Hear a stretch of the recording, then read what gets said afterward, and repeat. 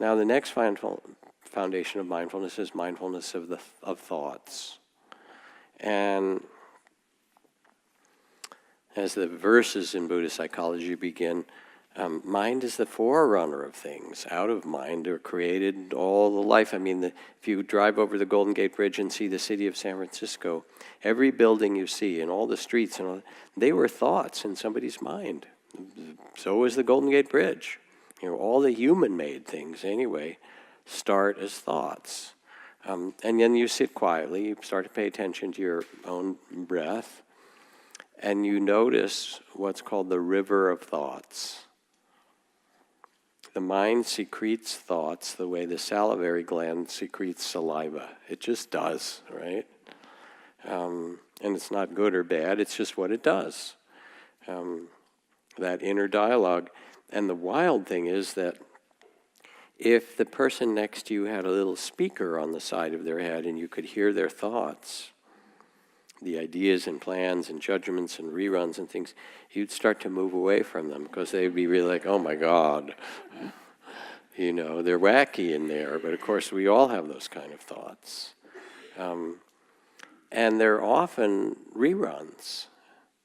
I think, 80% of the thoughts you have today are the same ones you had yesterday. It's like you're stuck in an old motel room late at night and the shopping channel's on. You can't change the channel. You're just getting all these old thoughts.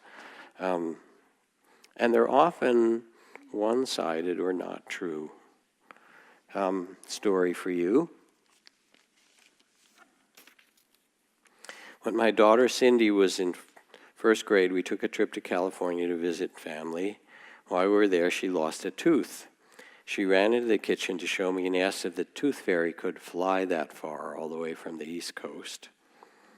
My mom shot a look of concern and later suggested that by indulging in such fantasies, I was teaching my child not to trust adults. Wasn't she going to feel betrayed when she found out the truth?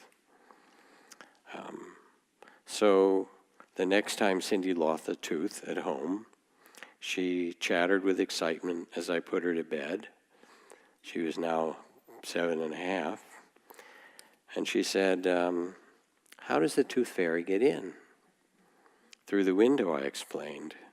Well, shouldn't we unlock it then? Oh, I do that right before I go to bed, I said. Why does the tooth fairy want everybody's teeth? She went on. I took a deep breath, considered my mother's advice.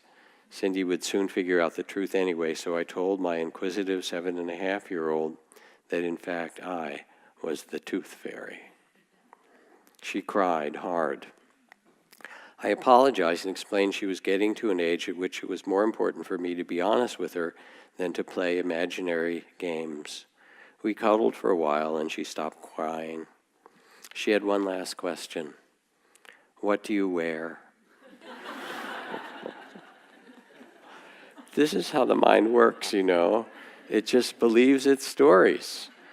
And we just get lost in them. So the thing that's kind of important is to be able to see the stories, to step back, if you will, with the witnessing quality of loving awareness and see what stories we're believing. Are they healthy stories or unhealthy stories, which is a little bit like the question that was just asked. But the very first step is just to realize that with our attention, we can start to see the different thoughts that go through our mind, which lots of people don't really have that capacity. They haven't trained that.